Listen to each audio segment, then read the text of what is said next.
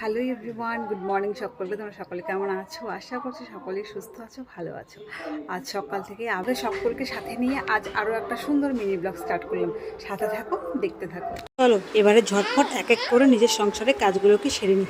তোমরা যারা নিয়মিত আমাকে দেখো তারা নিশ্চয়ই জানবে যে এই যে এত এত কাপড় দেখলে আমি ধুবো বলে বের করেছি, এটা আমার কাছে নতুন নয়। এটা আমার কাছে রোজ বেরোয়।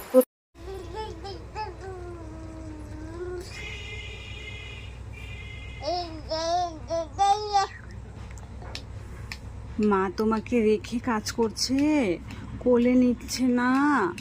থাকো বাবা, এভাবেই শুয়ে থাকো, তোমার কাজগুলো যে হবে না। তো এবার ঝটফট মাছগুলোকে ধুয়ে নিয়ে আসি। কথা প্রচুর কান্নাকাটি করছে, আমি বাইরের থেকে ভীষণভাবে আওয়াজ পাচ্ছি। চারপাশে বালিশ খেলনা এইসব দিয়ে বসিয়ে রেখেছি।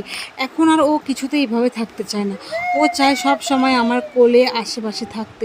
তারপর মাছগুলোকে ধুয়ে সবার আগে ওকেই কোলে নিয়ে মাছ নুন হলুদ দিয়ে ওর খাওয়া কিছু এঁটো বাসন ধুয়ে নিয়ে এসেছি। আর হালকা রোদ বেরিয়েছে, ভাবলাম গতকালকের একটু ভেজা কাপড় পরে আছে সেগুলোতে দিয়ে চলে গেলাম কলতলায়। কিন্তু কথা একা একা থাকতে চাইছে না, আর কথাকে এখন একা ঘরে রেখে এসে কাজ করতেও ভীষণ ভয় লাগে।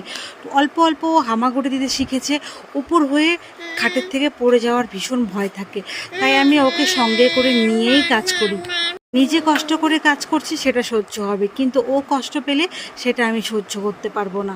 অন্যদিকে কথা আমার কোলে থাকলে ও নিজেও খুশি থাকছে, আর ও খুশি থাকলে আমিও খুশি থাকি। তারা কথাকে একা রেখে আমার একটু বাইরে যেতে হবে, আমার কাজ আছে, যার জন্য সকাল টাইমটা আমি ওকে পুরোটাই দিয়েছি।